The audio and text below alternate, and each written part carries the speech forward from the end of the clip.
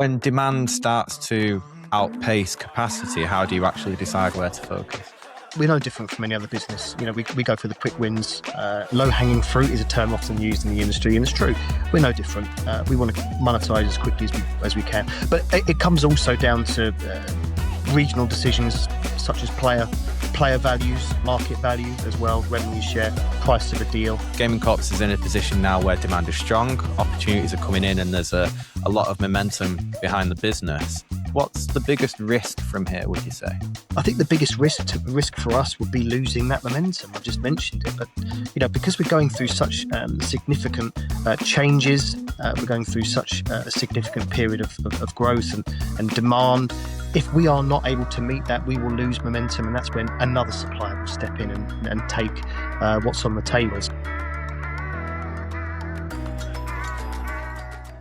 Hello and welcome to the G3 podcast. There's a familiar pattern in the iGaming industry. Studios spend years trying to get noticed, and then when they finally do, the challenge flips completely. Demand comes in faster than expected. Operators want access, and suddenly the question isn't about how to grow, it's about how to manage that growth, which is exactly the position that Gaming Corps seem to be in right now. Today, I'm joined by Chief Commercial Officer Graham Greensmith. Graham, thank you very much for coming on. No, thank you for having me. So let's start on the subject of momentum. Gaming Corps has been gaining significant attention from operators recently. That's been abundantly clear to see. What's really been driving that growth, and how are you managing demand when multiple partners want to work with you at the same time? No, sure. At the moment, the momentum is really built from the demand on the products. So the products we've got a huge range of products. Gaming Corps has been known historically for its instant win and arcade games. However, more recently, of course, you would have seen in the media news about other products such as marbles, scratch cards as well. And look, slots are the bread and butter of our industry. We have some of the best blackjack tables as well. But no, certainly slots. We've got a roadmap and a conveyor belt of really good products coming out, particularly the slots. So I think where we are at the moment, it's building a snowball effect, essentially, where there's a real word of mouth around what we're offering. And it's tricky to manage the demand, honestly. It's a very, very busy and therefore challenging time, but it's enjoyable. It's very fast paced. Well, it's a good problem to have, but I think as you touch on there, it can get complicated quite quickly. When demand starts to outpace capacity, how do you actually decide where to focus? So it is a challenge, to handle the demand, but essentially the decision making around it, where we go first. Look, we're no different from any other business. We go for the quick wins. Low hanging fruit is a term often used in the industry, and it's true. We're no different.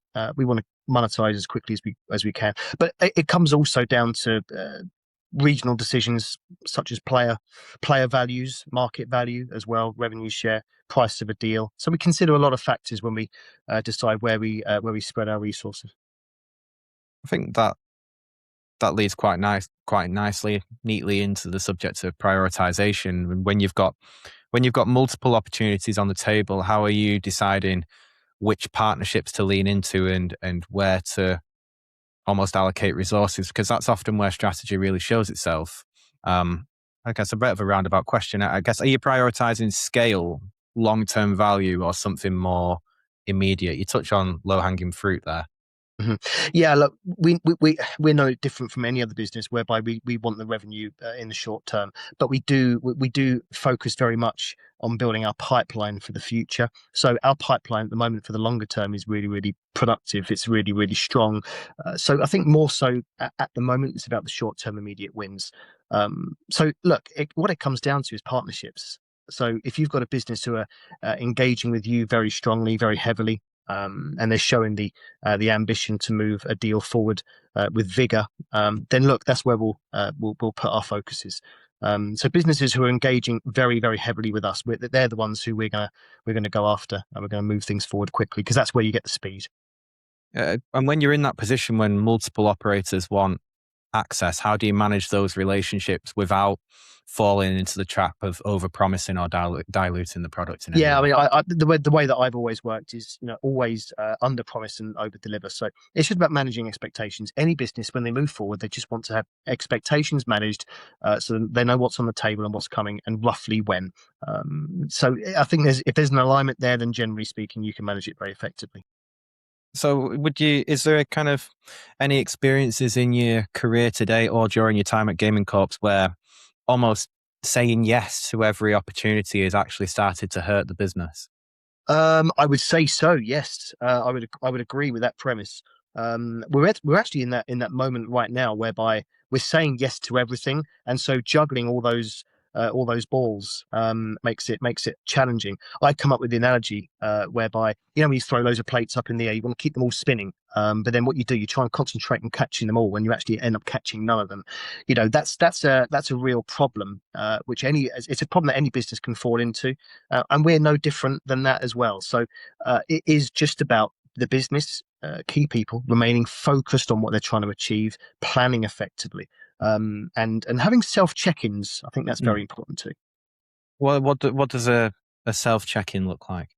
Essentially, it's like a daily check-in. Am I achieving what I want to achieve? Have I got a to-do list for the day? Just very, very basic things whereby you're preventing yourself from falling into the nasty habits of trying to achieve everything and actually achieving nothing.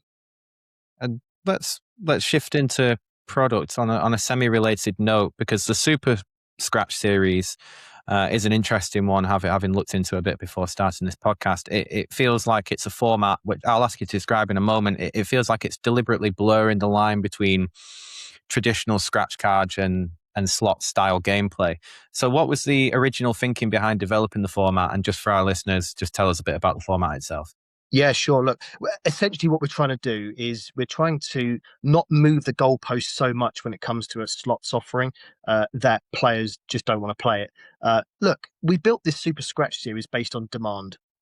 We've had demand from operators whereby, particularly in the UK, with the recent pressures around taxation, which comes into effect quite soon, businesses want to, acquire players as cheaply as possible. Free rounds are used widespread, and bonusing throughout the industry. But we've come up with an interesting proposition where, with the Super Scratch label, it's actually just slots really packaged and in a different UI.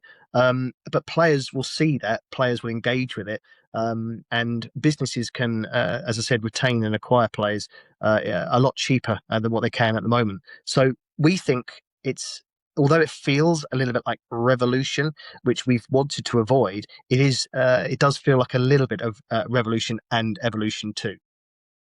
Was there kind of internal alignment from the start of the development process, or did it take some convincing, perhaps amongst the developers and the commercial team, to go down that hybrid route? No, not at all. It was actually a really easy sell. It was a case of, look, can you deliver this based on demand from operators? We said yes. Gaming Corp has always been an innovative business. We have an amazing group of people who work in our dev team, our product team, and look, we had the desire to build it, and we built it extremely quickly. We're going through the refinement stages of it now, and it'll be coming to market very, very soon. So we're very excited by it. It feels like one of those ideas it's not insulting, I don't think, to say. It feels like one of those ideas that looks obvious in hindsight, but probably wasn't at the time. If you get where I'm coming from, like when you look at the market more broadly today, what do you think studios still underestimate about how players actually engage with games such as the Super Scratch? It's an interesting point. I think, particularly in the UK market, players are familiar and used to regularity. And us Brits, actually, when it comes to slots, we're not looking for anything too crazy, too wild, too different. We know what we like and we see what we see. But when it comes to the Super Scratch, as I said, we're not looking to redefine a slots offering at all. It's just repackaged in something which is a little bit different, a little bit cheaper to play as well. So the entry fee is lower than what slots are traditionally offering, and it just makes it brings something to the table that businesses haven't done previously, and we've managed to achieve it. And we think, therefore, although, as I said, it feels like revolution, it's not. It's really just an evolutionary stage, but something where gaming corps can then become a real vendor of choice. When you watch how players actually behave, you touched on how the UK player behaves, and we'll get into the UK market, I think. But when you watch how players actually behave and not how the industry talks about them on panels and podcasts such as this, what do you think the industry is still getting wrong about player behavior, or is the industry getting it right? I think the industry's getting it right, but innovation is difficult. I think certainly right now there's a real focus on cost efficiencies, which means that innovation actually there's a low risk appetite out there at the moment, and I think Gaming Corps we're in a very different situation. So again, I refer back to the UK market. It's one of our weakest markets at the moment because we're still relatively new to the UK market. So we're trying to get a foothold, and by coming up with something which is a bit different, but something repackaged, then it brings us, as I said, into a very competitive situation.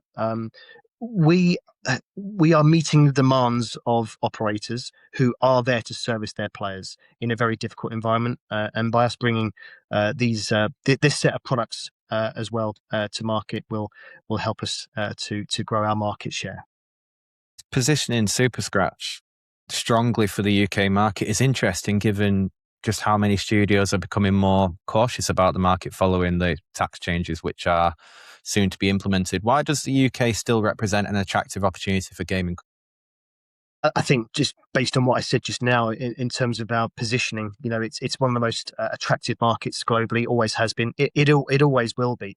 You have to consider that gambling, gaming goes back to the 1960s in the UK. So, the players will always be there, and of high value to businesses too. So, for us to be so new so new in the UK and be in a position where we can bring, as I said, a new set of products to market whilst growing our existing offering around traditional slots, then look, we're in a great place to really grow and attack growth rather than sort of be a little bit like other businesses who are on a more backseat sort of defensive strategy at the moment. We're very much the opposite of that.